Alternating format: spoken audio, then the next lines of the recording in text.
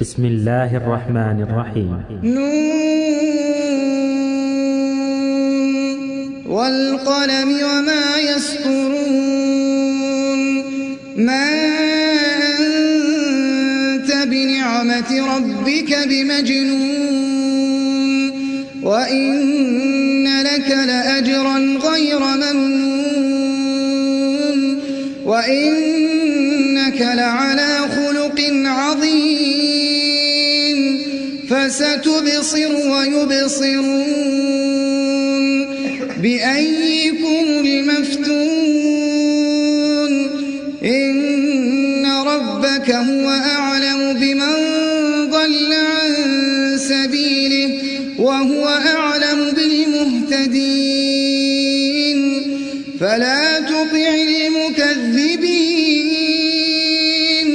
ودوا لو تدهن فيدهنون ولا تطع كل حلاف مهين هماز مشاء بنميم مناع للخير معتد أثيم عتل بعد ذلك زنيم أن كان ذا مال وبنين إذا تتلى عليه آياتنا قال أساطير الأولين. سنسمه على الخرطوم إنا بلوناهم كما بلونا أصحاب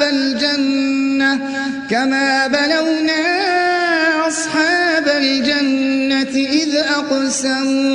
إذ أقسموا ليصرمنها مصبحين ولا يستثنون. فطاف عليها طائف من ربك وهم نائمون فأصبحت كالصريم. فتنادوا مصبحين أن اغدوا على حرثكم إن كنتم صارمين.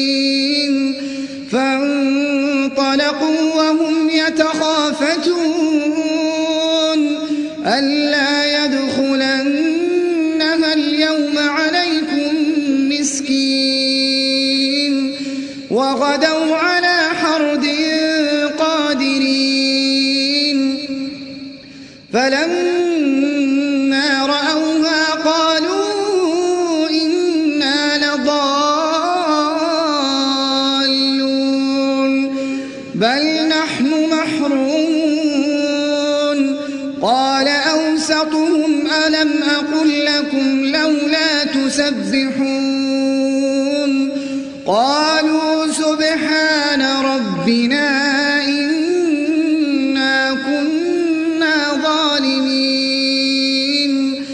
فأقبل بعضهم على بعض يتلاومون قالوا يا ويلنا إنا كنا طاغين عسى ربنا أن يبدلنا خيرا منها إنا إلى ربنا راغبون. كذلك العذاب ولعذاب الآخرة أكبر لو كانوا يعلمون. كذلك العذاب ولعذاب الآخرة أكبر لو كانوا يعلمون. إن للمتقين عند ربهم جنات النعيم. أفنجعل المسلمين كالمجرمين ما لكم كيف تحكمون أم لكم كتاب فيه تدرسون إن لكم فيه لما لما تخيرون أم لكم أيمان علينا بالغة إلى يوم القيامة إن لكم لما تحكمون